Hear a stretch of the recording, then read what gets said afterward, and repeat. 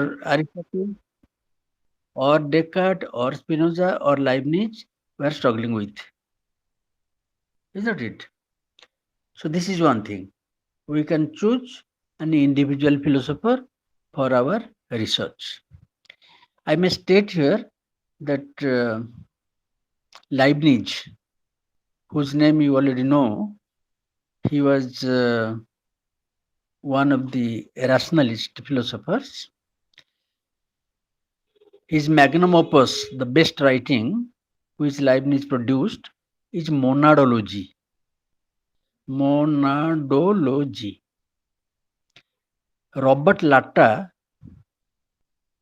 a research scholar, wrote an introduction on that book, and on the basis of the introduction, she got the PhD.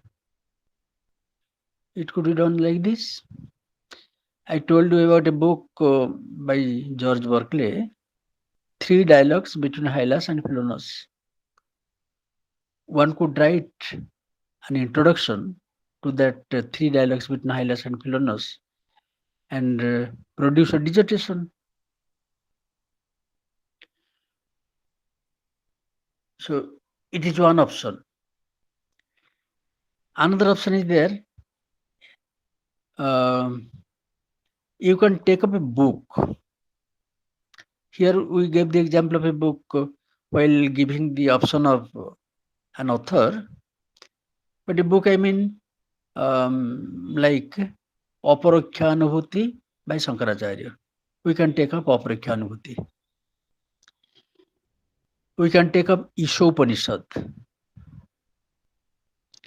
The small books, small texts, but we can write a dissertation up to 40, 50 pages and get the credit. It can be done like that. So while choosing a topic, these options are open.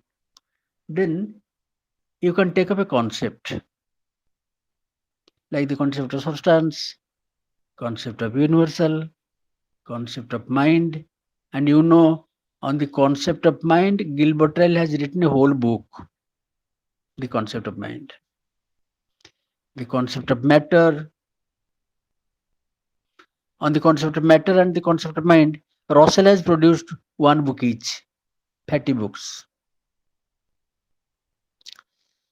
So the concept of padartha in Indian philosophy, for example, the concept of moksha, for example, the concept of purusha in Sankhya, for example. So like this and like that, we can take concepts, particular concepts, and write research dissertations or research thesis on that. You can take up a particular ism, rationalism, empiricism, criticism, pragmatism, innatism, realism, idealism. You can take then so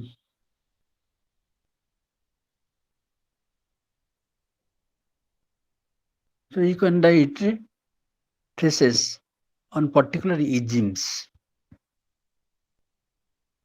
Then you can take up a problematic. What is the problematic? The problematic of social justice. The କେମିତି problematic ହେଲା? ମୋ ମନକୁ ଆସିଲା ଆସି ଗୋଟେ କଥା, କ'ଣ ସୋସାଇଟିରେ ଦଳେ ପରିଶ୍ରମ କରିକି ରୋଜଗାର କରିବା ଆଉ ଦଳେ ମାଗଣା ଖାଇବେ? ଇଏ ଗୋଟେ problem. This is also a problem in society.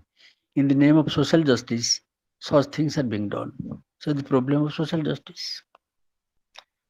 The problem of reservation, for example, could be a problematic. Whether it is good for the society or it is not good for the society. Similarly, there is a problematic regarding science and values. Science is making a lot of progress, but it complain is that values are lacking. And because of the scientific use of scientific technological innovations and our use of them, thoughtless use of them, like mobile phones, like CCTV cameras, the laptops, the use of all these things has far-reaching impacts on persons' minds. You will be noticing that human relations are now very thin. I had a post in the Facebook today that previously we valued the principle one for all and all for one.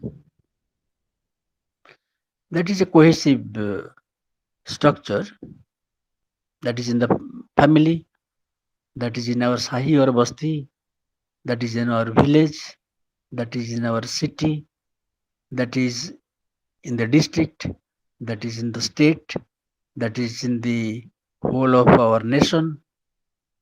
Then it extends to the community of nations or to the entire world. One for all and all for one. So that is not available now. So people have commented that due to use of these mechanical gadgets, human relations are being freezed. So this is a problematic.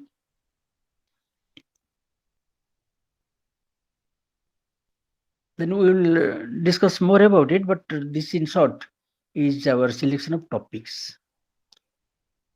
Acha. Then the method about which method we should adopt. We have discussed certain things yesterday, and we will also discuss certain other things today. The things which we have left out. Then another important thing is literature review. Whatever topic you choose, in whichever channel, individual philosophers or a book or a concept or an ism or a problematic, whatever that might be, you must have literature review. You must see what are the books and articles written on those topics during the last 10 years or at least 5 years, if not more than that.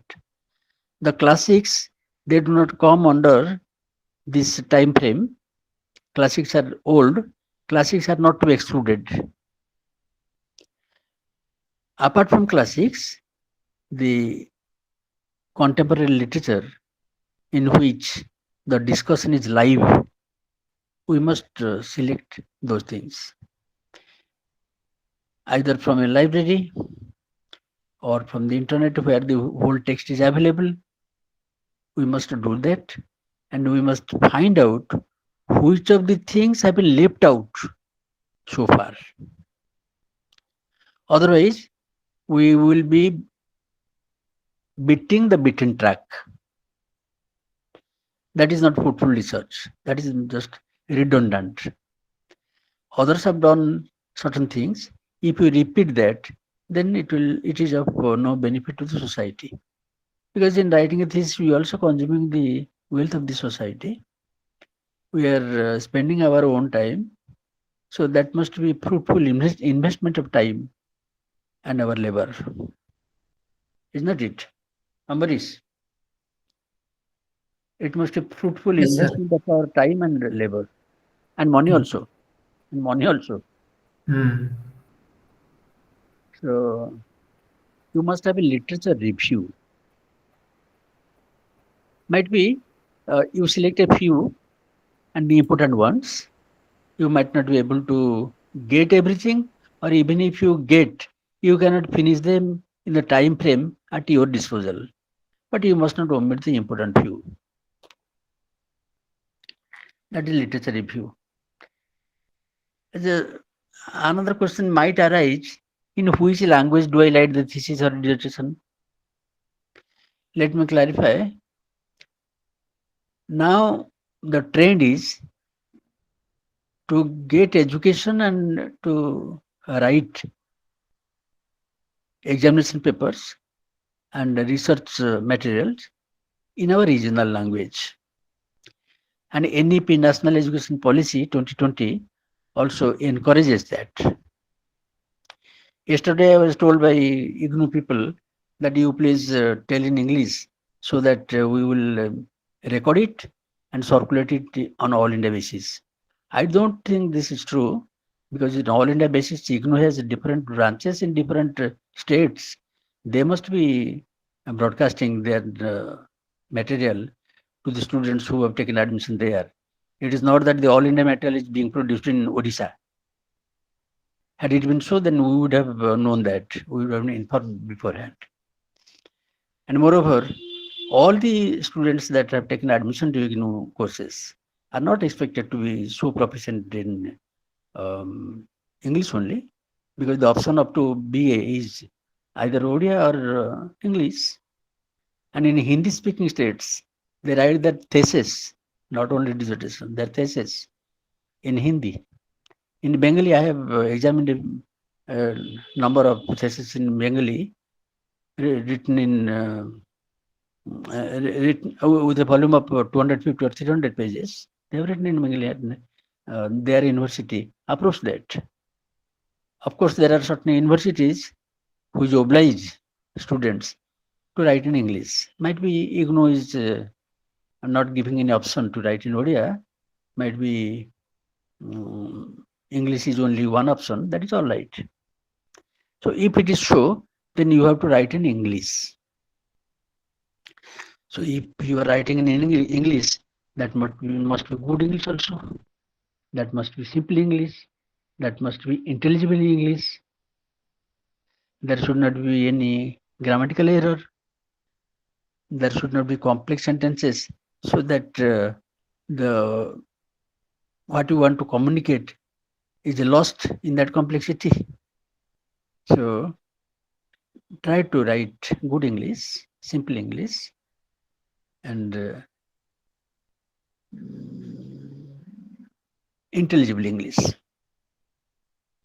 So this much about language. Then what do you do research? What do you do in research? What exactly we are expected to do?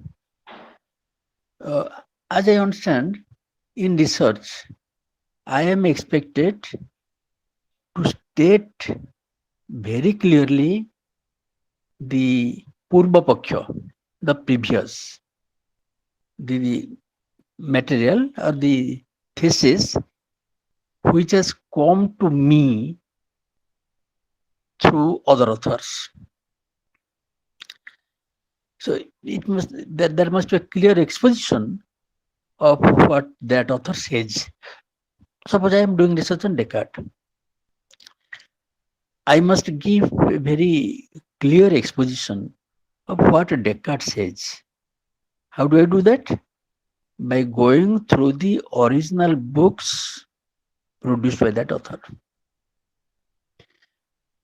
For example, Descartes' book is Meditations on First Philosophy. Another book is Discourse on Method. Students generally think that the original writings are very much difficult to apprehend, to grasp. But it is not that at all. Some might be terse, but many of the writers in philosophy, they write very simple English. Or if if their work, the original work is not in English, then the translations are in simple English.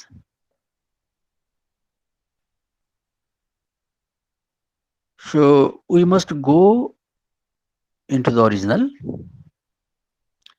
grasp what the view is, then present in our own language what the problem is. It is no good and no paying at all if we copy some material and paste it. Copying and pasting gives the view of the कहे सबले पिपली Chandua, the canopy made in Pipili.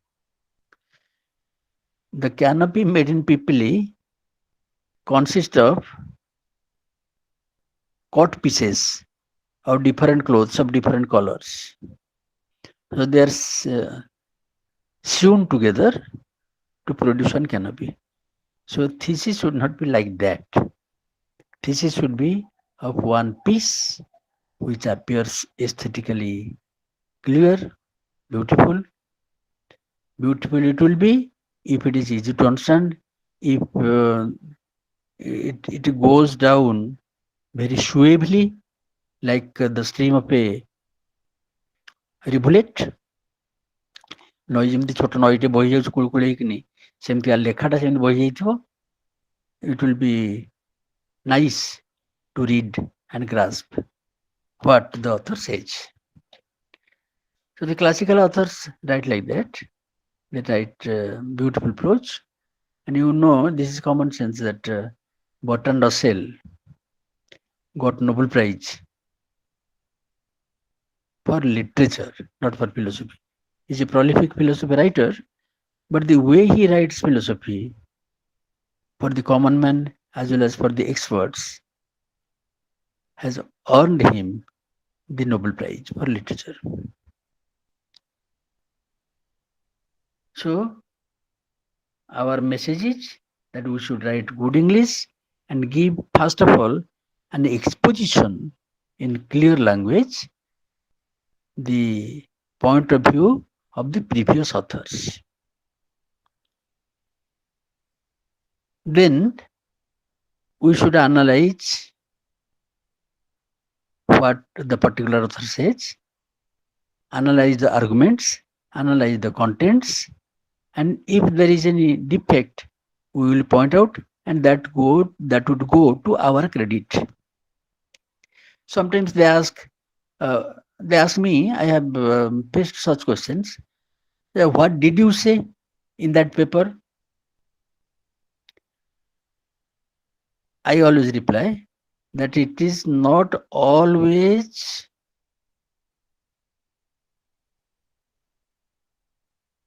possible to devise a new point of view and present that. As researchers, the first ever requirement is that we must give a clear exposition of what the author says.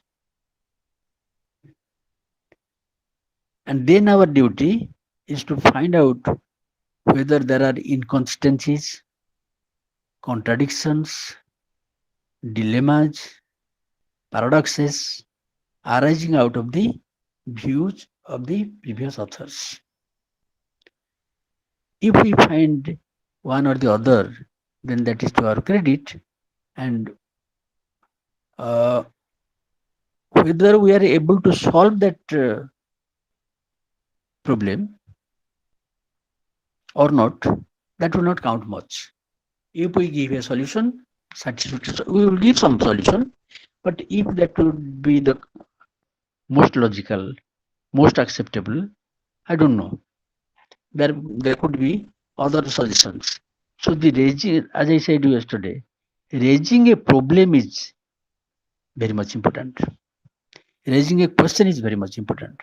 And the question should be couched in such clear language that, as I said, a clear question would be half the answer. So in philosophy, raising a question is more important than offering an answer.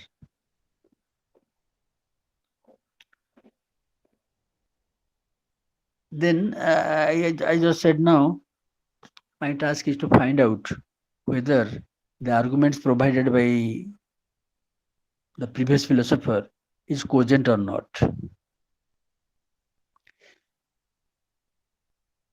So the task of the researcher is not to castigate the theories or doctrines of other philosophers as wrong. I told you that in philosophy, while in Rome, do as Romans do is very much true. While doing Descartes, I must be faithful to Descartes. I must put myself in Descartes' position and defend what Descartes has said. So here the question would arise: how should I know? How do I know? I should not should. How do I know whether a particular thesis has some defect or not? Generally, it is the opinion of students that two sorts of opinions.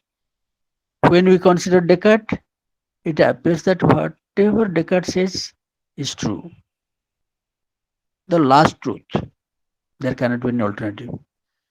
And when you come to Spinoza, we find that there are so many mistakes which Descartes committed.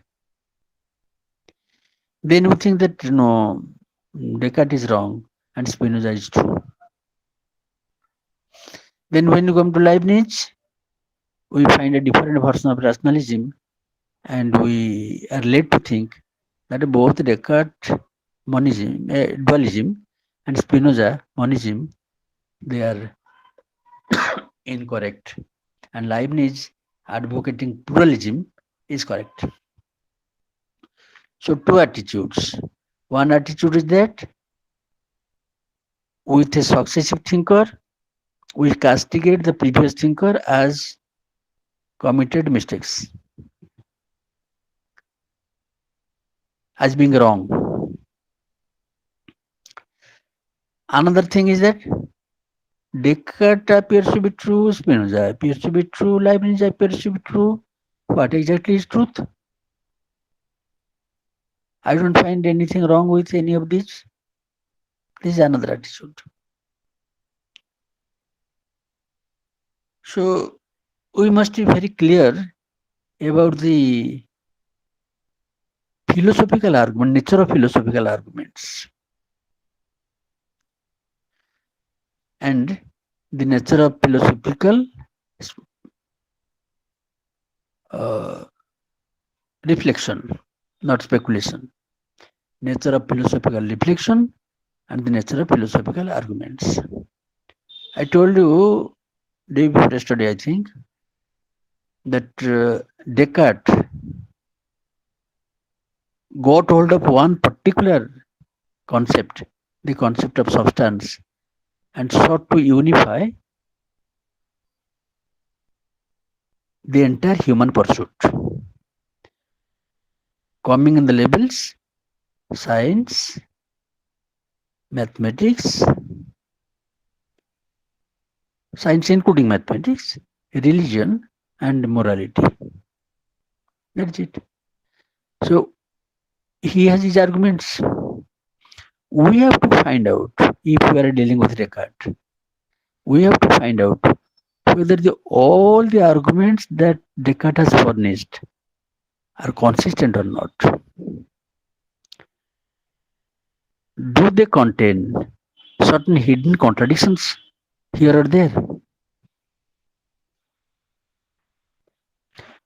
Does he commit any inconsistency in some place?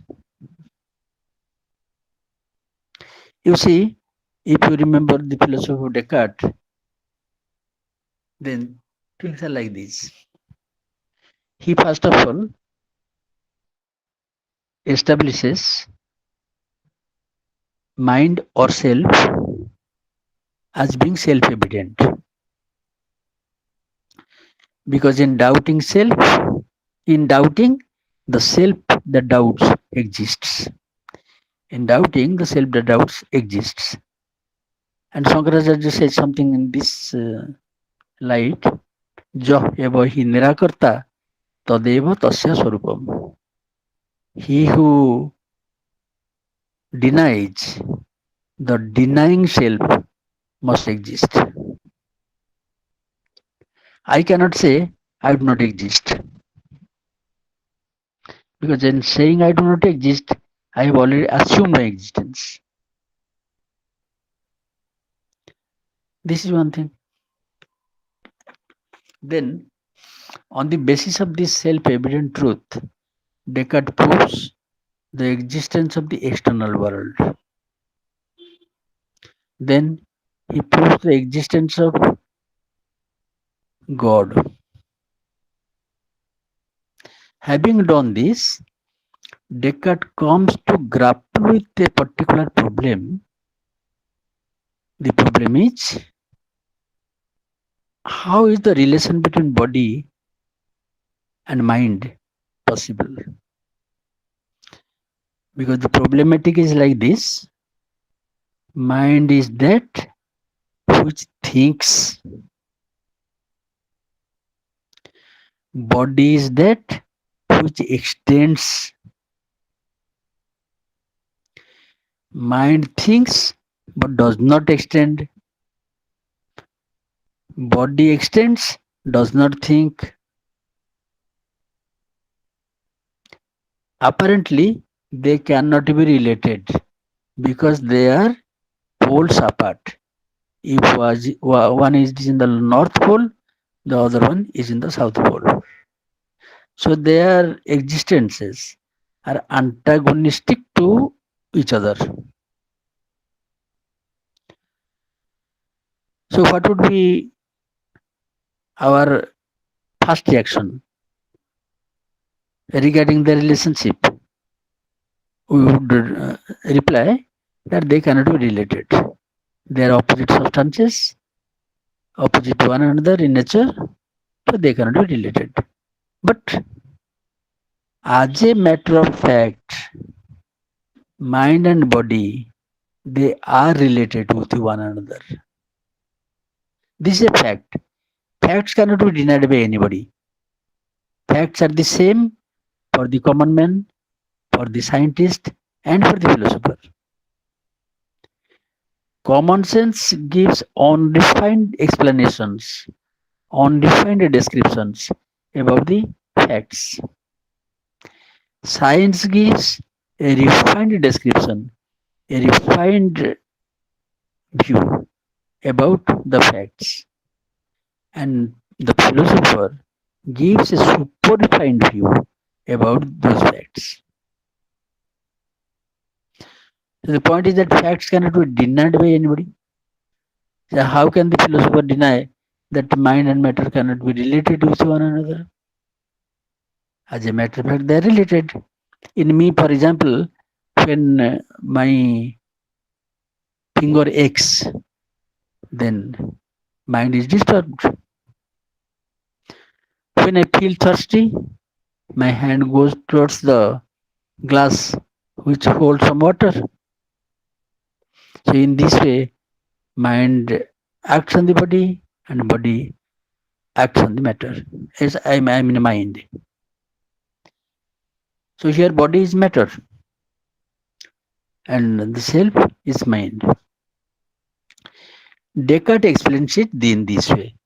Descartes says that there is a pineal gland which is the medium through which mind and body interact with one another.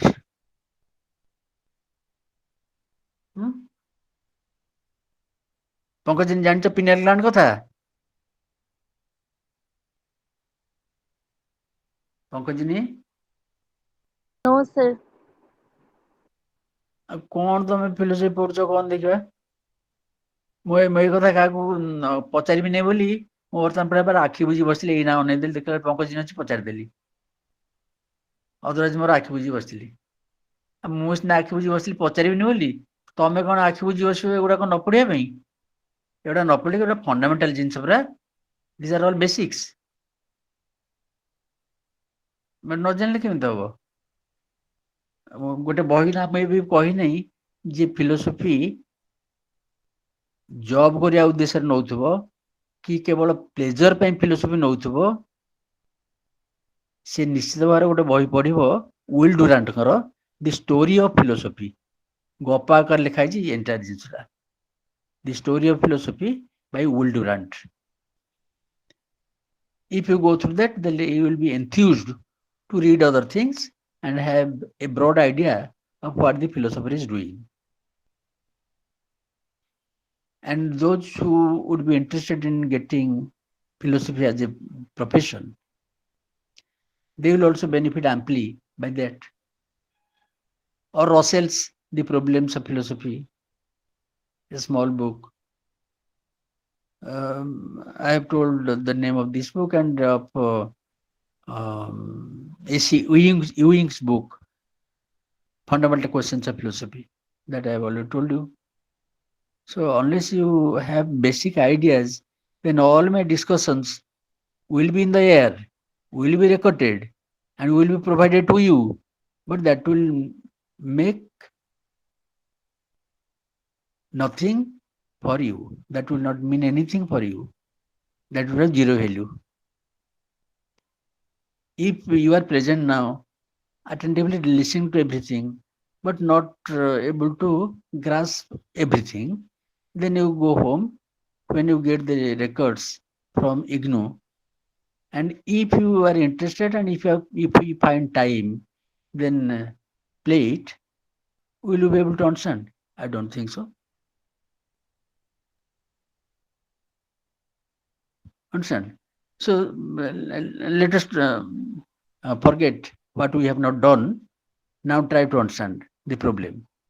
Body is what extends but does not think. Mind is what thinks but does not extend. Apparently, they cannot be related. But as a matter of fact, they are related. How? Descartes solves this problematic by postulating the existence of a pineal gland in our skull, within our skull, which acts as a medium between body and mind. Go between ସବୁ ନଥାନ୍ତି ବରକନ୍ୟା ଠିକ କଲା ବେଳକୁ go between is that person who knows both the sides, the groom side and the bride side, bride and bridegroom side, both sides. So it's go between, madhyasthata kuhandi. So it is a medium between body and mind, pineal gland. What is its nature? The nature of the pineal gland is that it is semi mental and semi physical. So being semi mental, it thinks, but it is compatible with what thinks. Being semi physical, it is compatible with what extends. Therefore, it is possible that mind and body interact with each other. Descartes' view about body-mind relationship goes under the name of interactionism. Another ism regarding body-mind relation, that is interactionism. The interaction takes place through the medium of pineal gland, PINEAL GLAND. ଆମେ ଯଦି Gray's anatomy, Gray GRAY Gray, Gray ହଉଛନ୍ତି author, anatomy ହଉଛି ବହି ନା, name of the book in medical science. If we go through or search for the pineal gland, we will find one in Gray's anatomy. There is actually a pineal gland in our brain according to medical science. But be very clear, be very sure that the pineal gland, which medical science says it is there in our brain, is not the pineal gland which Descartes says that it is within our skull. The pineal gland of medical science is a physical thing, purely physical thing. But the pineal gland of Descartes is not the physical thing, it is both physical and mental. So you cannot find it within our skull. You cannot take it out on the operation table and show it to others that this is the pineal gland about which Descartes was speaking. You can say that this is the pineal gland which Gray was speaking. So, by the pineal gland about which Descartes speaks is a speculative entity, not a physical entity. It is a metaphysical entity, not a physical entity. So that is it. So we were trying to find out the nature of philosophical arguments. Here I have argued to show that Descartes has committed some inconsistency in his philosophy by trying to adjoin two things or interrelate two things which could not be interrelated. That is it. I am not saying that because Spinoza advocates monism, Descartes is wrong. Descartes should have advocated monism, not dualism. And not in this simple way. Spinoza finds three defects in the dualism of Descartes. Descartes' dualism is inconsistent dualism. How inconsistent that is, Spinoza has pointed out. And remember, whatever Spinoza has pointed out against Descartes might appear to be very much damaging to Descartes' philosophy. And it would appear that Descartes' philosophy is dead and gone. Not, never. You can put up a defense of Descartes against Spinoza or anybody else. That would be your credit. And the book I was referring to yesterday, D.J. O'Connor, A Critical History of Western Philosophy, there is a chapter on Descartes. Watling is the author, I think. Watling is the author. He has tried to defend Descartes' dualism against the criticisms made against it. That is it. So, this is how philosophical research goes on. Philosophical arguments are analyzed, defects are found out, and alternatives are provided. So, in this way, there is progress in philosophy. The general view in the public is that there is no progress in philosophy. Philosophy is thrashing the same straw day by day after day, the same straw, but there is no newness about it. But it is wrong. Like the developments in physics, similar developments might not be there in metaphysics, in philosophy, but still then there is development. Yesterday I was hinting at the idioms, contemporary idioms, I said. So the viewpoints propounded by past philosophers must be recast in modern idiom so that it becomes intelligible to those who live now and discuss philosophy and other things. Have pursuits of philosophy and science or any other thing. So we must put our things in the contemporary idiom. Contemporary idiom କେମିତି ସାଧାରଣ କଥା ଦେଖୁନ, ଆମେ ଏମିତି କଥାବାର୍ତ୍ତା କଲାବେଳେ ଆମେ ଏବେ କହୁଛୁ ଯୋଉଟା 5 ବର୍ଷ 10 ବର୍ଷ ତଳେ କହୁନଥିଲୁ, ଆଜିକା ତାରିଖରେ ଏ କଥା ହେଇଛି। ଆମେ ଆଗରୁ କହୁଥିଲୁ ଆଜିକା ତାରିଖରେ ଏସବୁ ହେଇଛି, ଏମିତି କେବେ କହୁନଥିଲୁ। ଏଇଟା ଗୋଟେ ଷ୍ଟାଇଲ ହେଇଛି ବର୍ତ୍ତମାନ କହିବା ପାଇଁ, ଆଜିକା ତାରିଖରେ ସବୁ ଏମିତି ହେଇଛି। ଆଜିକା ତାରିଖରେ ଏମିତି ହେଇଛି, ଏଇଟା ବୋଧେ English translate as of date this has happened, ବୋଧେ ସେଇ ଷ୍ଟାଇଲ କି ଆଡପ୍ଟ କରିକିରି। Otherwise we are saying in the idiom, ଏବେକା କଥା ଦେଖୁନ ଏମିତି ହେଇଛି, ଆଗକା କଥା ଏମିତି ଥିଲା, ଏବେକା କଥା ଏମିତି ହେଇଛି। But in stylistic way of speaking we say ଆଜିକା ତାରିଖରେ ଏମିତି ହେଇଛି। So this is a change in contemporary common sense idioms.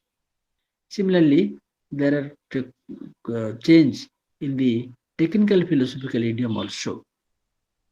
Some of those we were using yesterday, like synthetic, analytic, a priori, a posteriori, these things we are emphasizing on, and we were not emphasizing on certain things like metaphysics, like speculative entities, one of which we just now discussed, pineal gland. Isn't it? Take the example of science. Today's science, the or explanations in today's science will not be complete if they do not appeal to atoms, molecules, electrons, protons, neutrons, etc. So, if they do not take the name of these particles, invisible particles, which are said to be ultimate particles of matter, unless you appeal to those things, unless your explanation is in terms of those things, then people in doing science will not understand the explanation.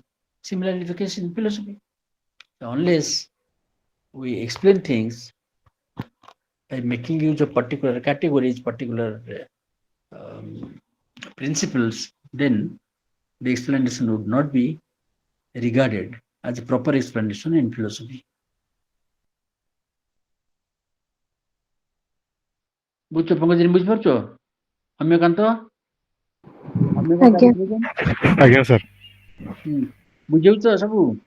ଆଜ୍ଞା ଯଦି ଯଦି ବୁଝି ହଉଛି ତାହେଲେ ସେଟା ତମର credit, ଆଉ ଯଦି ବୁଝି ନ ହଉଛି ମୋର ଡିସକ୍ରେଡିଟ ନୁହଁ, ମତେ କୁହାଯାଇଛି ଇଂଲିଶ କହିବା ପାଇଁ, ବୁଝିଲ ନା? Yes sir. ଯଦି ବୁଝି ନ ହଉଛି ସେଟା ମୋ ଡିସକ୍ରେଡିଟ ନୁହଁ, ବୁଝି ହଉଥିଲେ ତମ କ୍ରେଡିଟ, ପୁରାପୁରି ତମ credit. But try to understand. I am trying to speak in simple English. Try to understand and try to follow me. Yes sir. ତେବେ ଗତକାଲି ଆମେ ଡିସ୍କସନ କରୁଥିଲେ, ପୁଣି ସେଠି ଫେରିବା। ହଁ, ନାଇଁ ଆଉ ଟିକେ ବାକି ରହିଲା ପରା, ଡାଇଭର୍ଟେଡ ହେଇଗଲି। ଆର୍ଗୁମେଣ୍ଟ କଥା ପଡିଥିଲା, ଯୋଡିଏ ସୋର୍ସ ଅଛି, ତାକୁ ସମ୍ଭବ ହେଲେ ଟିକେ ପଢିକି ଦେଖିବ ଫିଲୋସଫିକାଲ ଆର୍ଗୁମେଣ୍ଟର ନେଚର କେମିତିକା। One is Gilbert Ryle's article entitled Philosophical Arguments. Article name is Philosophical Arguments. It is by Gilbert Ryle, Gilbertryle.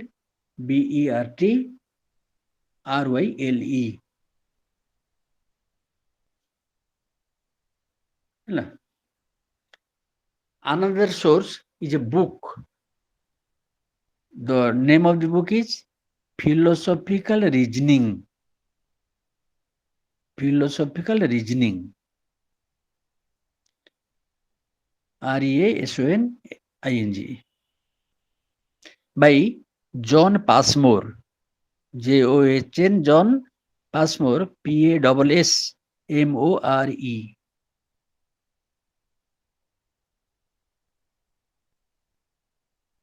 So what is the nature of philosophical arguments exactly? These two philosophers make it very clear. One through an article, the other through a complete book. Those who do research cannot miss these two source materials. Acha. I may tell you in short that philosophical arguments are of a peculiar kind. It is not exactly deductive. It is not inductive. These are two broad type of arguments. Deductive arguments, in which we have some propositions as the major premise, some proposition as the minor premise, and then from the major and the minor we draw a conclusion. All men are mortal, all Indians are men, therefore all Indians are mortal. Like this. Okay. Then there are inductive arguments. How is that?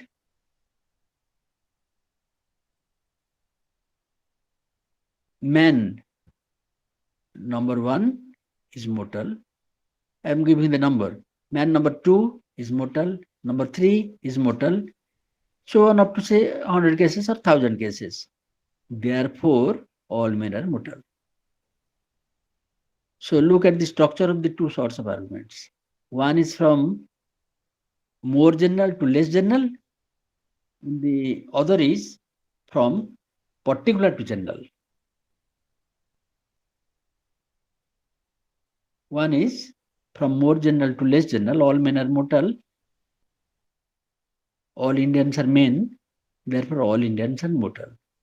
So here, all men is more general than all Indians. And in the second case, man number 1, particular, man number 2, particular. So even if it is counted up to 100 or 1000, all are particulars. And the generalization is about all.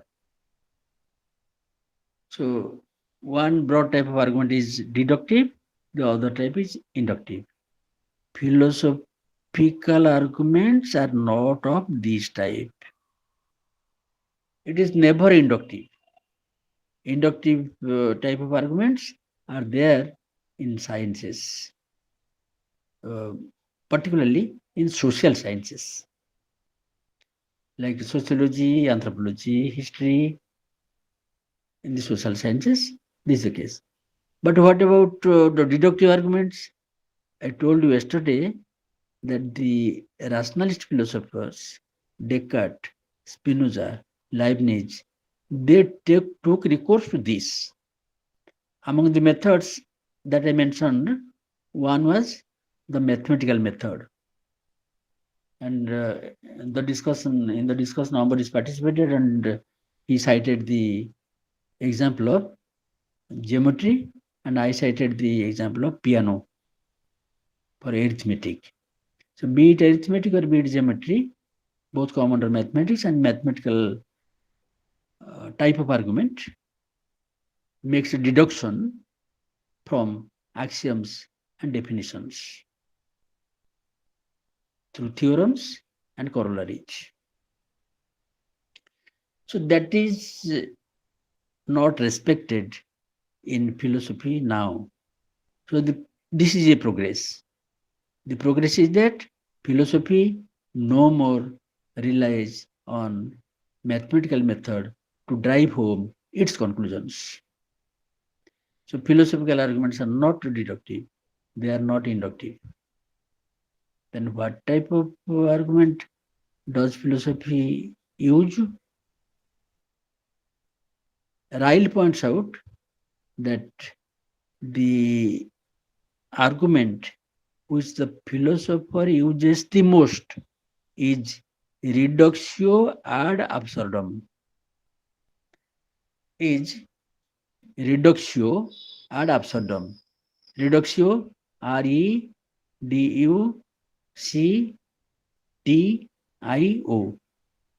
One word, then ad, A-D, then third word, absurdum, A-B-S-U-R-D-U-M. Reductio ad absurdum. That is in English, reduction to absurdity. Descartes केमती देखिए केमती से इटा applicable होगा गोटे instance लिखिदबा. So he postulates the existence of a pineal gland to act as a medium between body and mind, and he said that the nature of the pineal gland is that it is a combination, a medley of the physical and the mental. It is a hybrid of the physical and the mental. What is the difficulty about it, Ambaris? What difficulty do you see? The experience is quite all right. The experience is quite all right, right. But Sir, as analysts, philosophical analysts, do you not find a difficulty with the postulation of the physical pineal gland? Yeah, What is the difficulty? means for me, like first he proposed that there is the substance which is mind like, and Hmm. there is matter like, and Right, then he is introducing a third substance which right. about whose ontology he did not prescribe before. No, no, that is not the difficulty. You see, the Okay. difficulty is the difficulty is very clear. It is the difficulty is that, as I said, pineal gland is a hybrid of physical and mental. So now the question is, what relates the physical and the mental in the pineal gland? A Yes. third Yes. one, Yeah. Yeah. another pineal gland is required. Yeah. Yeah. So what the same problem will arise in that. So Yeah. it goes on infinity. This is what is called reduction ad absurdum. Right. So Descartes' postulation of the pineal gland suffers from this difficulty.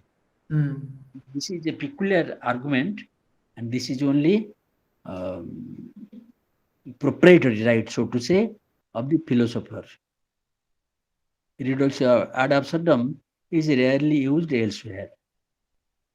So that is about philosophical arguments. So we will go back now to what we are discussing. We will continue that. There are certain things are left I did not touch. That is steps in choosing a topic. What are the steps? I told you how to choose a topic, but what would be the steps in choosing a topic? Number one, there will be breakdown.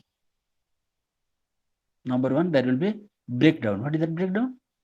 Critical investigation calls for a manageably limited area. Therefore, the first step is to divide philosophy so as to identify an area which satisfies the requirements of interest as well as novelty. It must interest you and it must be something novel which nobody has seen thus far. The definition of the research, as we know, is that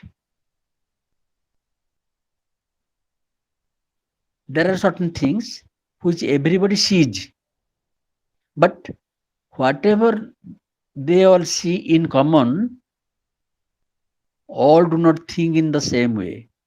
The researcher thinks about the material in a different way, and that is research. If a researcher does not find any new way of thinking about whatever is available in perception, then not a successful researcher. So he sees everything as everybody sees, but he thinks in a different way from what everybody thinks. That is it. So in order to do that, you must uh, divide your area. The principles of division are many, and they cross one another's path. They cross one another's path. More than one principle may have to be applied so that their intersection will ultimately throw up a suitable area. The following are some of the principles of division.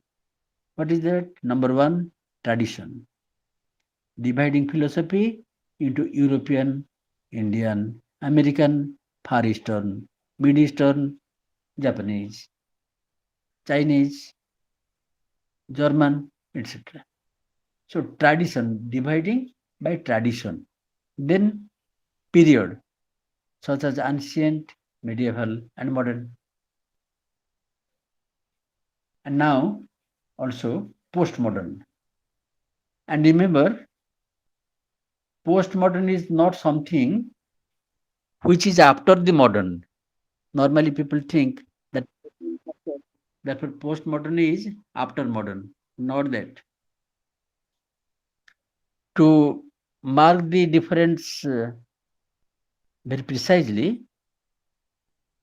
postmodern or postmodernism tries to find out the presuppositions of modernism and rejects that. That is postmodernism. To be more exact, they say that modernism involves a dualism, and the dualism is not acceptable to postmodernists. May I give one example here? Your washing machine. Now, washing machines are attached with fuzzy logic. What is that fuzzy logic?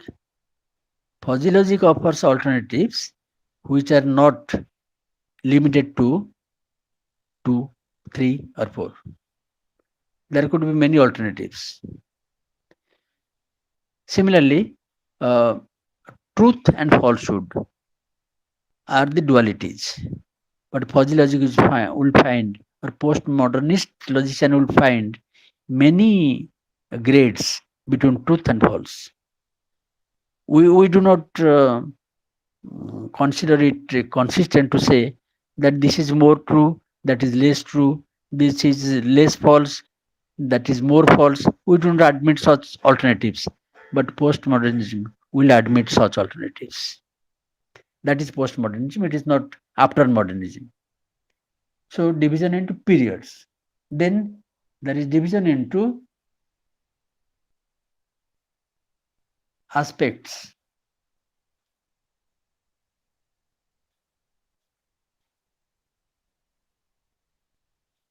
Division into aspects or branches, namely theory of knowledge, metaphysics, and philosophy of values, and there are subdivisions like logic, ontology, psychology, ethics, aesthetics.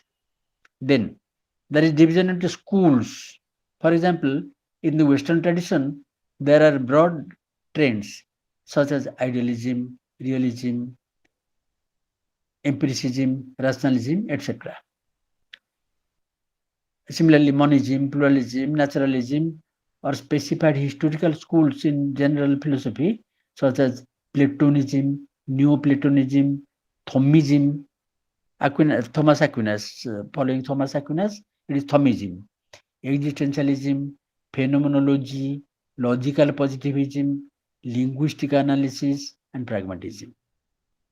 In the Indian tradition, there are the traditional schools, Charvaka, Jainism, Buddhism, Nyaya-Vaisheshika, Sankhya Yoga, Mimamsa, Vedanta, and the sub-varieties, namely Advaita and schools of Saiva Vaishnava philosophy. Like this. Then, after dividing into areas and specifying one area of research, there is again one step which adjustment. Adjustment. In a formal time-bound research, undertaking the research worker is bound to keep in view the kind of research product he intends to produce. The area selected may be suitable for research, but its scope has to be determined in the light of the product aimed at. A topic covering a wide circle of facts and consuming more time may be offered for the preparation of a thesis of 250 pages. For a shorter product of 100 pages or less than that, a dissertation to be produced in a shorter period, a topic of less scope is called for. I have been telling you about this. So the topic must be so chosen that you could be able to write 40-50 pages within a time frame, say 1 month or 2 months. I think you will get that time after doing this course before submission. Very often, the same subject may admit of being extended or curtailed in scope by a suitable formulation of its wording. So after writing for the first time, when you go through it for the second time after some days, of course, we say that let us keep this in the fridge and revisit it after after a lapse of 1 week or 2 weeks. And after 1 week or 2 weeks, Not that the writing is in the refrigerator, but that the ideas contained in it is kept in the incubator of your mind. So you will be preoccupied with those ideas, so that when you go back to the writing which you produced before a week or two, then you will find that many things you have written needs a revision. Some are to be omitted, something would be added. They would be added or subtracted very naturally, because you have been thinking about it, preoccupied with it over the week. So that is adjustment. Then kinds of topics for research in philosophy. A perusal of a large number of existing research products in philosophy, thesis for instance, would reveal that topics for research in philosophy fall into two broad categories. The difference between them is not absolute but relative. They are not mutually exclusive types. They represent rather two trends which involve each other but which differ in regard to their focus and margin. One type has its focal attention on a thinker or text and proceeds to discuss the philosophical concepts specially occurring in that thinker or text. We will meet for the last time, I think, on first or second, first, I think. 30th and 31st we do not have any classes. On the first, we have the fourth class of the series. So on the last class, you who would be present, please tell me the topic that you have chosen and your plan of writing the dissertation, so that if you have any difficulty with regard to that, we may try to solve the difficulties. Huh? So first listen on these things and make up your mind within 2 days on which you have holidays. Then tell me on the 1st of April. The difference between them is not absolute but relative. They are not mutually exclusive types. They represent rather two trends which involve each other but which differ in regard to their focus and margin. One type has its focal attention on a thinker or a text, as I told you, thinker, Descartes, Spinoza, or even Socrates, Plato, or Shankara, Ramanuja, like that.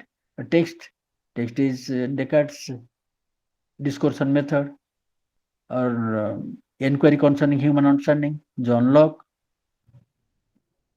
or Aparikhanubhuti, Shankaracharya, or Sankhya Sutras of Kapila, like this and like that, and proceeds to discuss the philosophical concepts. Even nowadays, they take up the books produced by the religious thinkers like Abhiram Paramahansa in Odisha, for example, or Bhima Bhoi of Odisha, for example. Stuti Chintamani is one of the poetic philosophical compositions of Bhima Bhoi. You can take up one particular book of Bhima Bhoi and write a dissertation on that. That is also approved, and that is also a paying thing. That will be interesting. You can do that also, and that will be easy for you also. One type has its focal attention on a thinker or a text and proceeds to discuss the philosophical concepts specially occurring in that thinker or text. Even you can take up Srimad Bhagavata, its 11th canto is philosophically very rich. You can take up that and write a dissertation consisting of 40-50 pages. Will be easy. The other has for its form a concept and examines the nature and significance of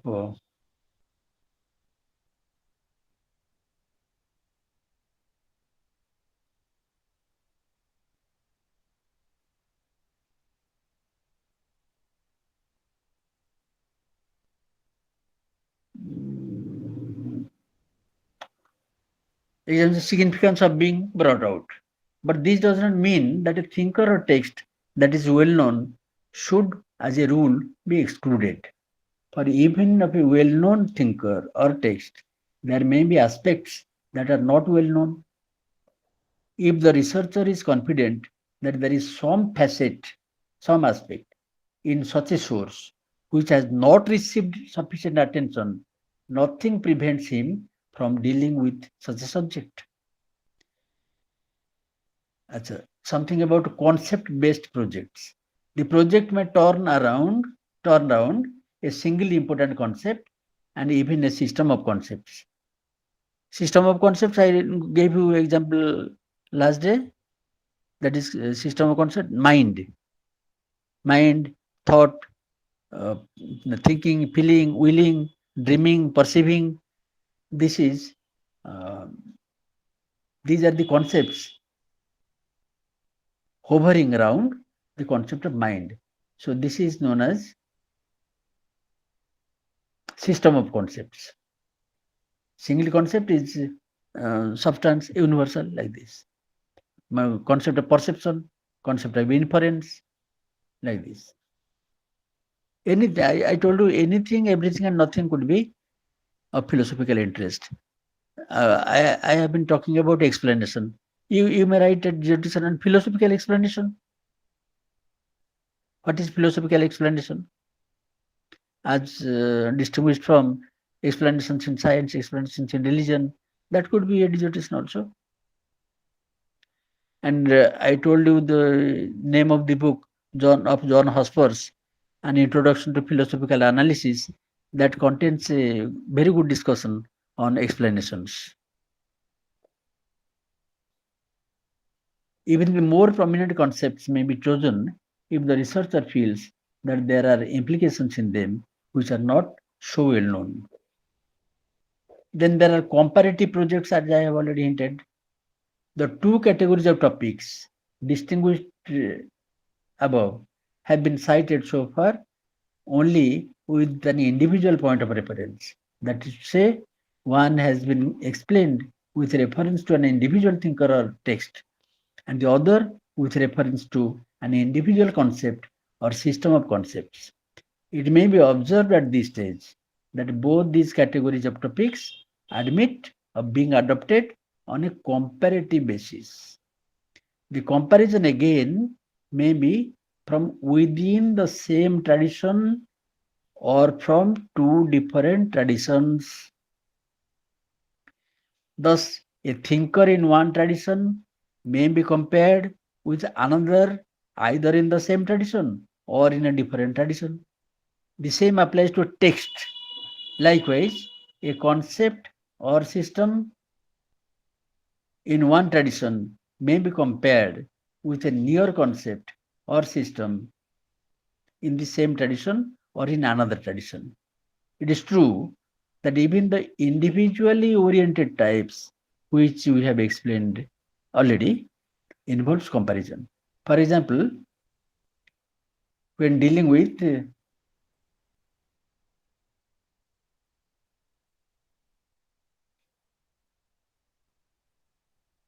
a thinker or a text, one may have to consider it in relation to some others.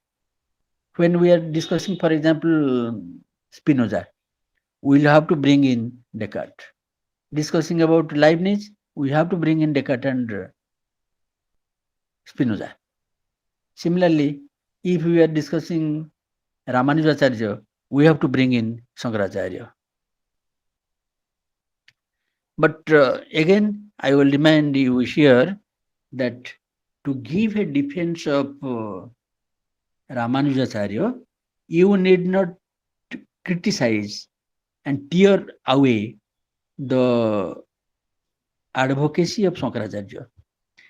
If you have gone through C.D. Sharma's book, A Critical History of Indian Philosophy, you must have seen that while we read, while you come to Ramanujacharya, there is a criticism of Shankara Vedanta. Sapta Anupapattu, 7 points which does not follow discussion is like that. So my point is that you need not castigate, you need not throw away Shankaracharya in order to have Ramanujacharya in place. Shankaracharya is making up one perspective, Ramanujacharya is making another perspective. So the perspectives are to be given due appraisal by us as researchers. And if that is done, then you have done your work in the best way. Likewise, when dealing with a concept or a system of concepts, one may have to examine how it stands to other concepts or systems. But such comparisons are incidental to the topic.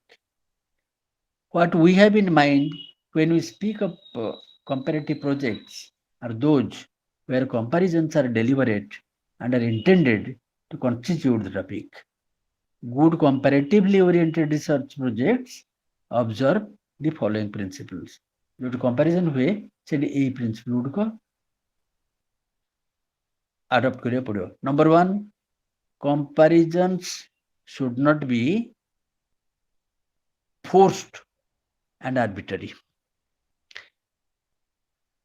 You cannot just compare to put it in simple forms. You cannot compare superficially a cat with a dog. You can compare cats of different varieties. You can compare dogs of different varieties. But simpliciter, you cannot compare a cat with a dog. They could be compared, but not in the way in which two cats are compared or two dogs are compared. So therefore, we must be cautious in comparing texts or authors or concepts or problems in a forced way, in an arbitrary way. Arbitrary is mano icha. Comparisons would be natural only if they are instituted between two areas which have common ground. For example, one may compare Shankara and Bradley. We have already hinted at that. Bradley advocates absolutism and Shankara advocates non-dualism, which is wrongly called monism. So there are books on monism of Shankara and Bradley. The absolute of Bradley is compared with Brahman of Shankara. In view of the metaphysical thought in both, but not Shankara, and Mars, who have little in common.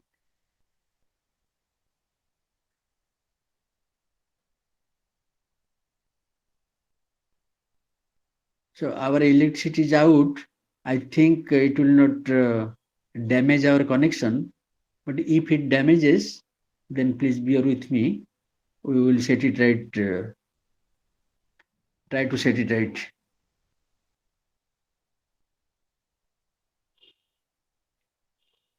Comparison should be intellectually purposeful. The purpose of comparison being to bring out less known features in either of the phenomena compared or in both of them. While we are comparing Shankara and Bradley, perhaps some aspects of Bradley has not yet come out, or some aspects of Shankara has not yet come out, or some aspects of both have not yet come out. By comparing the advocate siege of both, we might be able to bring them out. Comparison should not be made for inflating the scope of the product or for extra academic purposes, such as denigrating one of the persons or positions compared. That means, in order to write more pages, let not the comparison go on, and not for the purpose of criticizing the West or criticizing the Eastern philosopher. Comparison should not be made. Suppose a Western scholar is comparing the two philosophers, he will try to poo-poo the contributions of Shankara and hold high the contributions of Bradley. That is not honest research. Similarly, while doing research, an Indian scholar may throw out Bradley and give Shankar all credit. That is also not honest research. Then comparison will add to knowledge only if it is analytical. That is analytical, one of the meaning of analytical.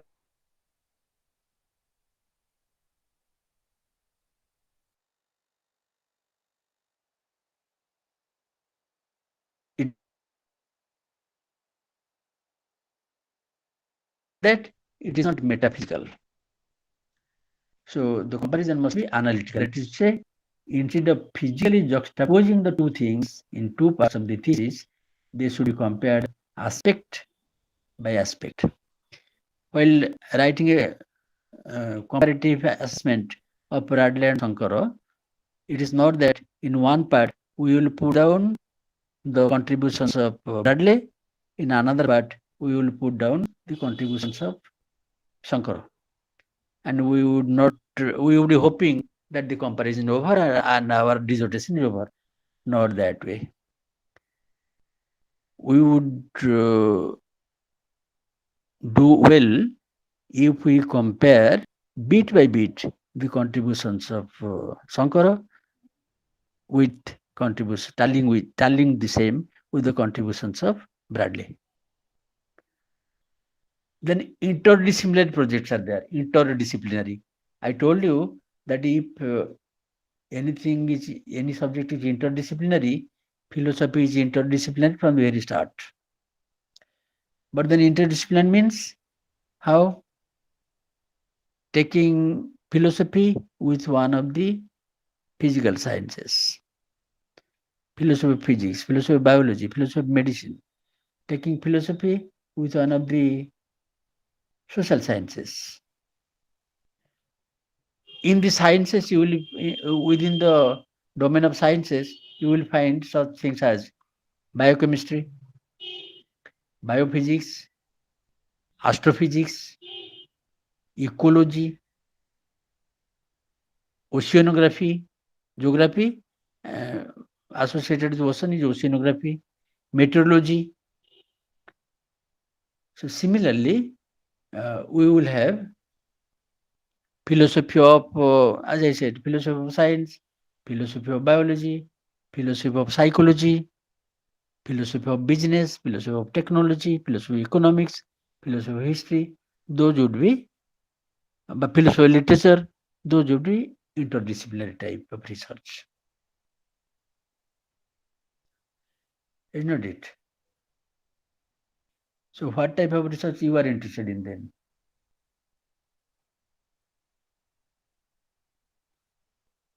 କହିଲେ ସିନା ଜାଣିବା, କିଛି ନ କହିଲେ କେମିତି ଜାଣିବା? ଯଦି କହିବ ଖାଲି ରେକର୍ଡ କରି ପକା, ତମେ ଖାଲି କହି ପକା, ସେଇଟା କଣ ଆଲୋଚନା? Yeah, I'm interested in philosophy of mind and dual aspect monism very much. Being a student of engineering, why don't you write something on philosophy of technology? I can divert my attention there. You know certain things about science, technology, and you will try to explore the philosophical ideas behind the workings of technology. I can, but here also I am interested very much in quantum physics and the developments in dual aspect monism with regards to the scientists like David Bohm, Basil Hiley, then Carl Jung and his participation with Wolfgang Pauli to develop dual aspect monism and how it's changed from Bertrand. So why don't you compare particle physics with Boyce-Coe atomism? Boyce-Coe atomism, yeah, that is, yeah. Particle That means physics. Bolshevik atomism and particle physics. Yes. That could run easily. Mm. And Bolshevik literature is not very difficult. You will Mm. find it in history of philosophy, books like Dasgupta's, S.N. Dasgupta was history of Indian philosophy. Mm-hmm. Explanation is in a greater volume. Otherwise, in smaller volume, you can find it C.D. Sharma. Mm-hmm. And proceed with that. You will write only 40 to 50 pages, no problem. Mm-hmm. Try to do that. Yeah. Mm. Also, Then, yes, yes. and with regards to Panch Tattvas, Mm-hmm. and is there any possibility that Panchakarana is there in Ramanuja. Panchakarana is there in Ramanuja. Antakaran and Panchatattvas, is there any research Mm. material on that? Mm. How So Antakaran can be the topic could be structure of matter. structure of matter. Mm. Yes. So yeah, this is I'm very much interested. You do that. Mm. So when you have come from a technical background, you should make some solid contribution. Yeah. That is expected of you. Yeah. So in the um, in the textbook that we have been given by IGNOU, they have regarding dissertation. Basically, they have told how to write a research paper. In the so for dissertation, is there any specific format that we have to? Sure. Format is there. So how can we get it? In the last class, I will try to give a format how to write it. Okay. And some of the examples I will give you. Okay. So that you can have no difficulty in doing the thing. Okay. Thank you. Thank you.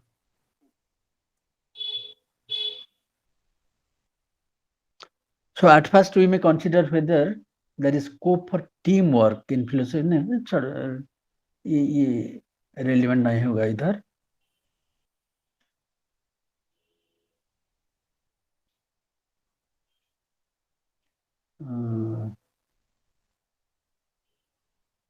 Some of the things I have to tell you.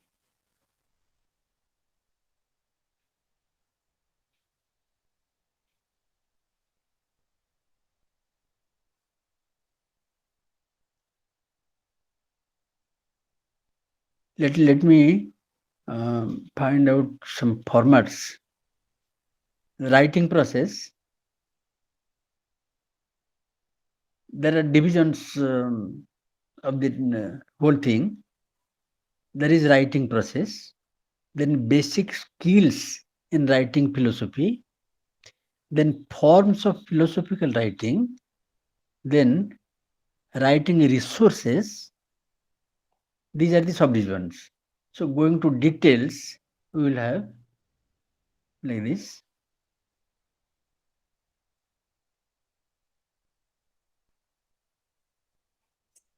Sir, if I may interrupt, just one more question. For academic writing, is there any specific certificate program in IGNOU or any other place that we can, for academic developing skills for academic writing, how we should proceed? How to write? Yeah. I don't think there is any such. Because these are all comprehensive things. We read, write, discuss at a time. Doing MA in a regular institution, we do all the things side by side. All the things go on daily, every week. So there is nothing like one detached with another, separately taught. It is not like that. Okay.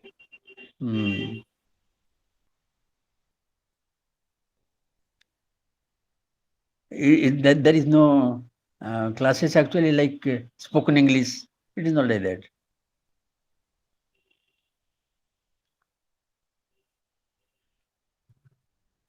Let us see some other things like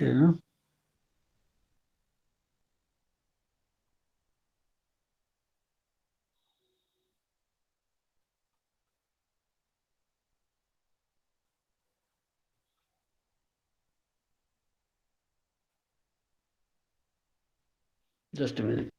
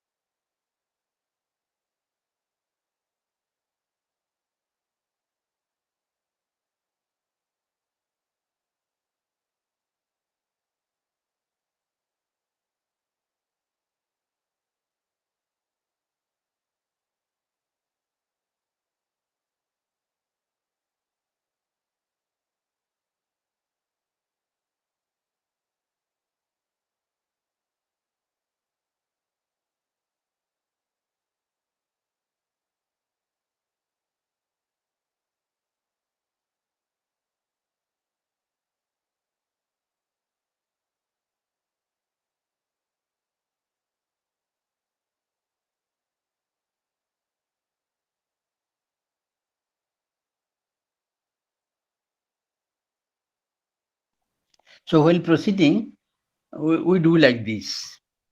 If it is a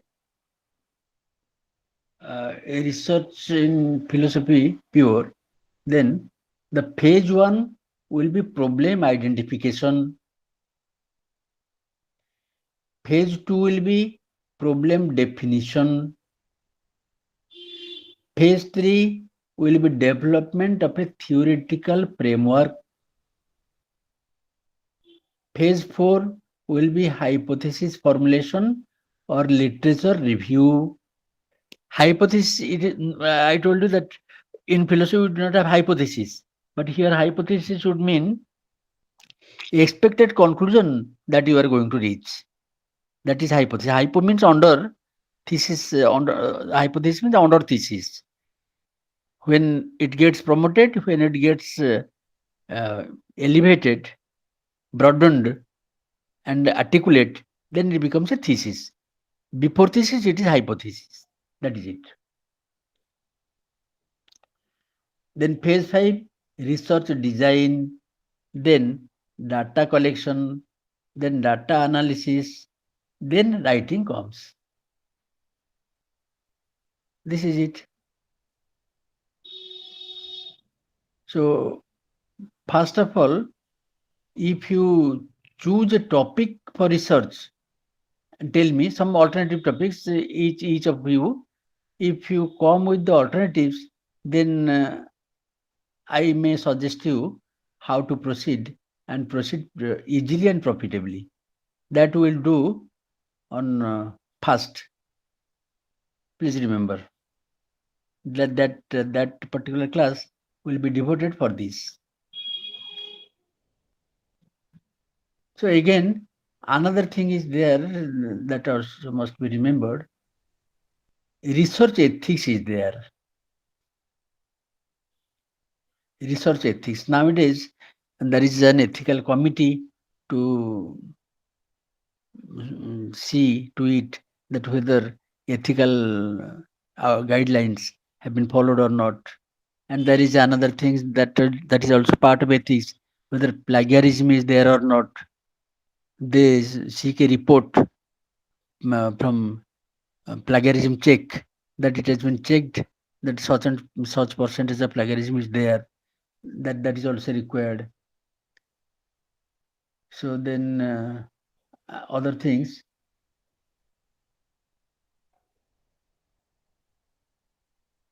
What might lead to unethical behavior? See, what will lead to unethical behavior? Suppose there is ignorance of certain things, ignorance. I do not know certain things. That might lead to unethical behavior. Examples, students do not understand how to cite reference properly. That is also another part, because we are not eye to eye, or we are not present in a classroom. I cannot show how actually references are given, but still then I will try to do it in the next class. How to cite reference properly. We will cite references, so and so has said such and such thing. We have to say where. While citing the reference, we have to follow a particular format. If, for example, you have not cited uh, the reference or not cited in the proper format, both are unethical.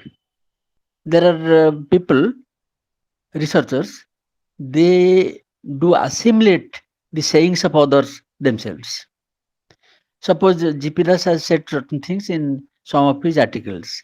My student will just write that as if he or she has written, is the author of that. He or she would not acknowledge me to have written it for the first time. That is unethical, and it is very dangerous also. That infringes the copyright which I hold over the material. So ignorance of that leads to difficulties. Then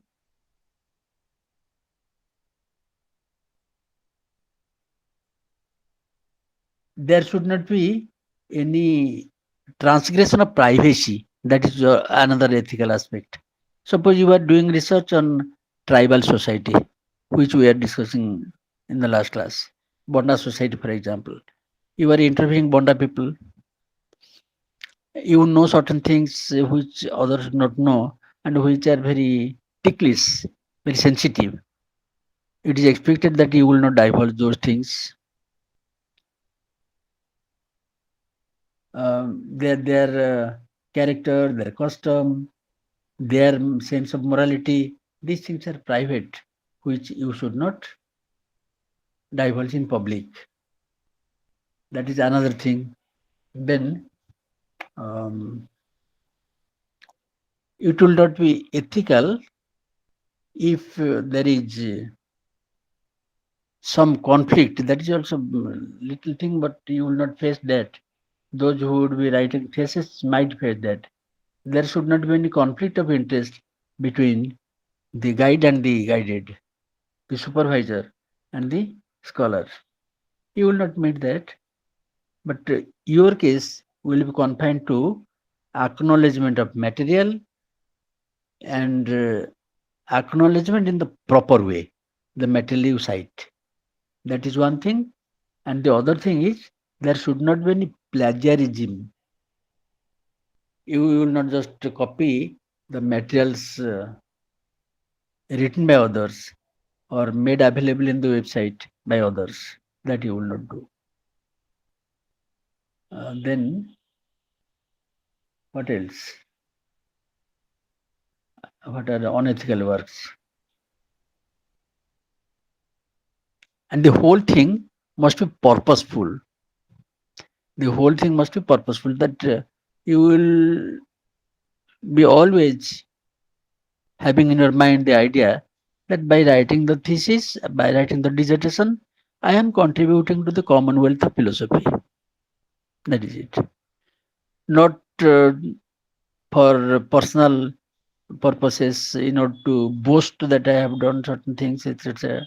I have read such and such things and done such and such things. These are all boastful manners, which are also unethical in character. Follow? So you have to very careful about that also. Regarding reference, let me see. There is a book, Gandhian Perspectives on Economics and Ethics. You see, this is a book written by, this is a research output by Professor B. Sambasiva Prasad. Gandhian Perspectives on Economics and Ethics. This is one topic, economics and ethics. Somebody of you can just write on economics and ethics. So generally, people hold that ethics and economics, they are not related. Ethics is one thing and economics is some other thing. But if you write on ethics and economics and find out the relationship between them, then that would be a contribution. As I told you, books are there on economics and I mean philosophy of economics. I was searching for reference.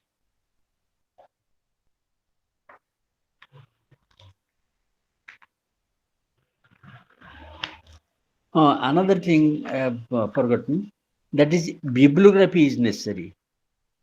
Your dissertation must contain a bibliography. Bibliography means the list of source materials that you have consulted. Bibliography, BIBLIOGRAPHY, bibliography. Achha, here I am consulting the bibliography provided by Professor B. Sambasiva Prasad. How does it write? I am reading. That should be in alphabetical order. So beginning with A, he writes like this: Allen, ALLEN, Allen, comma, Douglas, DOUGLAS. The name of the author and the first name is written last. And the second name comes first, Allen Douglas. Similarly, for GP Das, it will be written like this: Das, comma, G dot, P dot, comma, Das GP. So Allen Douglas, comma, then the year of publication of that book or that article. He has written 2011, comma, Mahatma Gandhi. Mahatma Gandhi is the name of the book. And the name of the book should be in italics. Name of the articles should not be in italics. That should be within double quote marks. I will tell you if I find one here. But now the name of the book, Mahatma Gandhi, that is written in italics, comma, then the place of publication, London, then colon, Erickson Books, the publisher name. You please take it down while mentioning under bibliography the name of the source material, then write it like this. First, the name of the author will come, and while writing the name of the author, his second name must come first, then a comma will be there, and then the first name would be there, and another comma. So Allen, comma, Douglas, comma. Then the year of publication of the book will be there. Here it is 2011, comma. Then the name of the book will be there. Mahatma Gandhi, not Gandhi Mahatma. Name of the book as such, Mahatma Gandhi in italics, comma. Then the place of publication, London. London is the place of publication. Then colon is there, 2 dots, vertically, 2 dots. The name of the publisher is Erickson Books. Then another, Anand YP.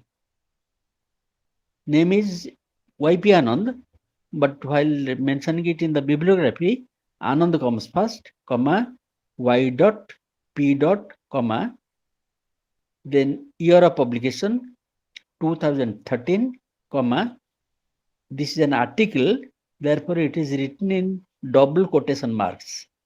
Gandhian approach to environmental hyphen ecological sustainability. That is the name of the article. That is mentioned within double quotes. Then there is another comma. Then the name of the journal, Rights Journal, RITS Rights Journal, that is written in italics. So the names of books and journals should be written in italics. Then colon, the date of publication is given there. No, it is not date of publication. It is the 7.1, page number is given. Page number is given. Then the next one is Anand's article, another article. Therefore, under Ananda repetition is not there, only a dash is there. That means the same author, comma, 2015, within inverted quote, Gandhian economic order and outline, lecture delivered at Gitam University, Visakhapatnam in March 15 for online course program. So online materials also could be mentioned, but mentioned in the same way, in the same format, in italics wherever necessary.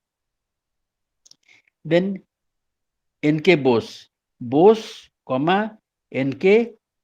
1948, selections from Gandhi, comma, Ahmedabad, the place of publication, colon, Navajivan. Navajivan is the publisher. That is it. So a bibliography must be there at the end.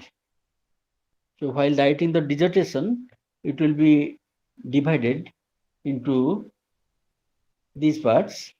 Number one, there would be a preface. In the preface, you will write the very purpose of writing the dissertation, and there you may thank somebody, express your obligation to somebody for the help that you have received, for the financial assistance, if any, that you have received. That will be in the preface. That will be in one page or maximum 2 pages, not so very long.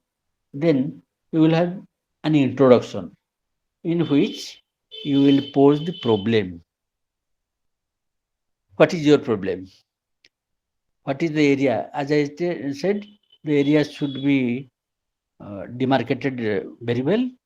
Then you mention the area, mention the problematic, or mention the topic, or mention the concept. Then say what exactly is the problem, what others have said, and what is inadequate about them, what is their omission, or what is their commission, so that you are there to make an improvement. That would be written in the introduction. Then, considering the topic of your research, that would be divided into 2 small chapters or 3 small chapters. Then the conclusion will be there.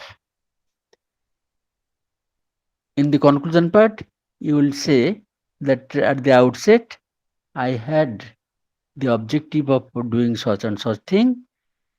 In chapter 1, I said this and this. In chapter 2, I said this and this. In chapter 3, I said this and this. And I find that some other problems, you mention what are the problems, they remain to be further studied. Perhaps myself or any other person will take up this and write a dissertation, write a separate dissertation. Thus saying, you will end the conclusion. Then at the end, you will provide the bibliography. And the references that I mentioned, references are given in 2 ways, either as footnotes or as endnotes. Footnote means the references occurring in a particular page should be cited in that particular page below. And these things are managed very beautifully by the computer. But EndNote, for EndNote there is one option, and for footnotes there is another provision. that will make automatically provision. The provision will be made automatically. So it could be in two ways. And I think, and I follow that pattern, end notes would be easy. Because if there is some modification in the contents of the pages, then footnotes will go hither and thither. That will create difficulty. So instead of providing footnotes, provide end notes at the end of each chapter. Chapters might be small because you are writing a dissertation. There would not be many chapters, two or maximum 3 chapters, plus one introduction, one conclusion. That will be your structure. So at the end of each chapter, provide the references. As I was reading the references of this particular book, so do like that. All right. So Citation styles, is there any advice on what is the prescribed style? what is that? What is that? When we cite references, is Huh. there any particular style? Like I heard something like Chicago or MLA. Right. There are many styles, but the one I just cited is followed by and large. I can give you, if you don't find, I can give you a photograph that show you by video. Can that be shown? I don't know how to show. This we have noted down. The bibliography that you mentioned, how to write this. I have Did you, noted. did you write it down like that? Yeah. That style is followed by the journals that we consult and the books that we write. That style is followed. Actually, the style I just dictated now is not the style which I have followed. I have followed a different style, British style I was following, but that is now outdated. Nobody is following that. This is the style, American style, that is being followed by the journals. Hmm. So, what is the problem about Amyakanto? Amyakanto? Yes, sir. Amyakanto has registered 2 icons. One is there with a wheel and another is there with a avatar. Pankajini, which topic have you selected to write a dissertation on? Pankajini.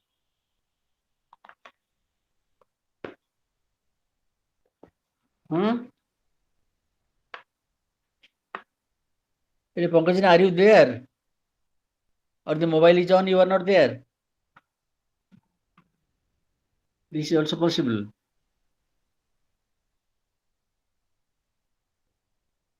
Hmm?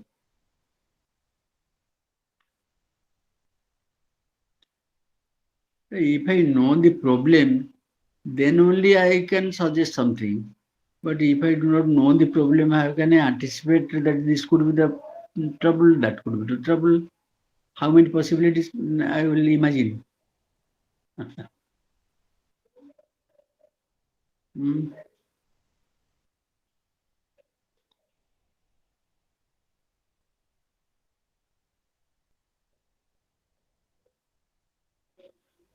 The students who are regular in those classes, peace and conflict resolution, are not coming now.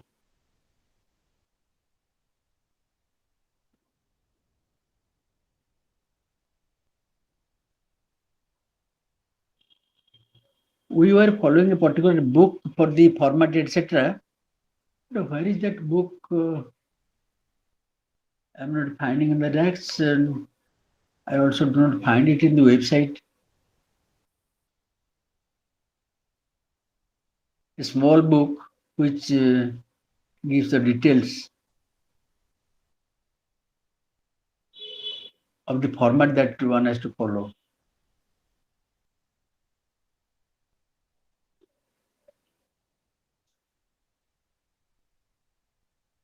Research methodology.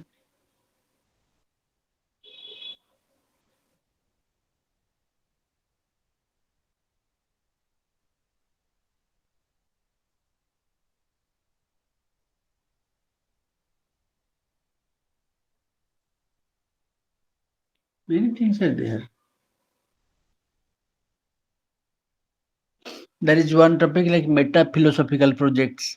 Philosophical projects and meta-philosophical projects. Philosophy discusses reality, knowledge, and values. The discussion about philosophy itself is meta-philosophy. Meta-philosophical means what is the view of philosophy of Descartes. So discussing about philosophy becomes meta-philosophy. Like the one I was discussing now. What are the arguments in philosophy? So philosophical arguments, philosophical explanations, writing on a dissertation on that would be a meta-philosophical project. The discussion about philosophy itself is meta-philosophy. Meta means beyond. It is well known that philosophers differ among themselves on almost every important question, though there are agreement also. I told you that there are 4 traditions in philosophy. So in the 4 traditions that we have, there is different conceptions of philosophy among the philosophers belonging to each tradition.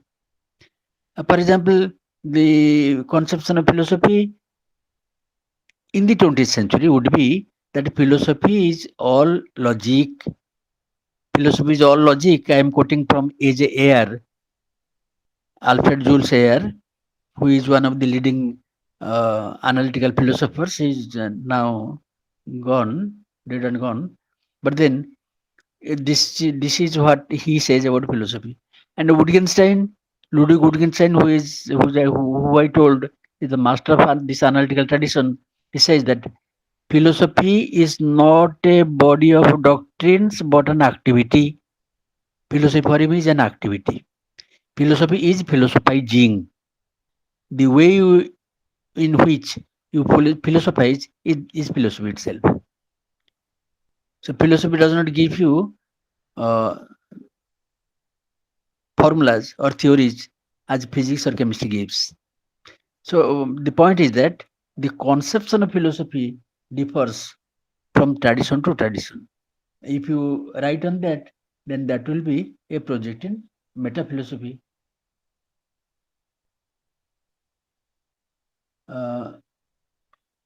Everyone cannot be a good researcher just because he or she is interested in a branch of knowledge.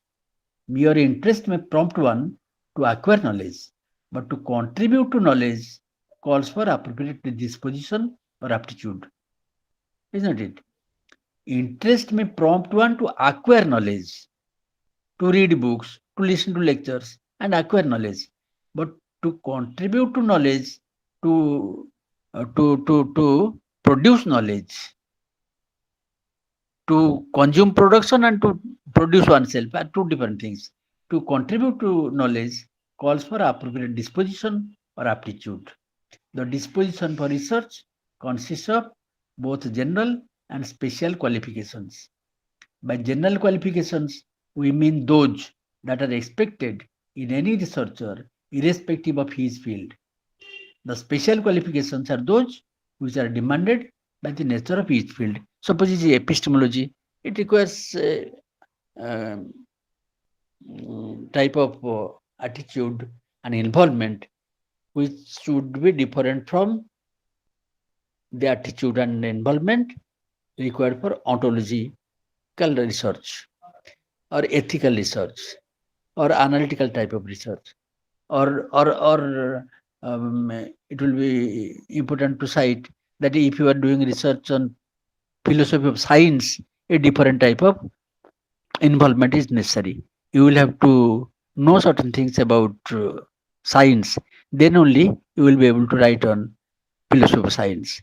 Suppose there is some research on philosophy of law, then I have to know if not the details of the legal profession, but the general principles of the discipline of law.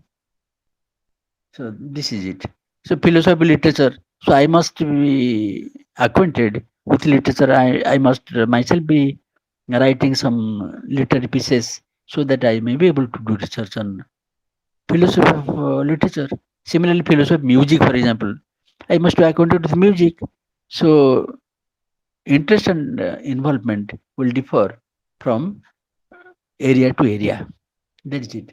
So these are there are many things, and I have presented you certain things for increasing your interest in study and research. And if on the last day there will not be any query from your side, then I may go with other aspects of research solo.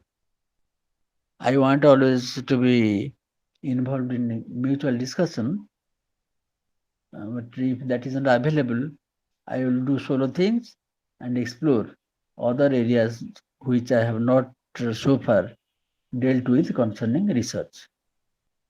I think it is time now. We may say goodbye for the time being for the third day, and we will meet and discuss other matters on the fourth and final day next month on 1st April, which is the April Fool Day. We will wise on the Fool's Day. Thank you very much. Thank you. Thank you, sir. Thank you very much. Thank you. Namaskar.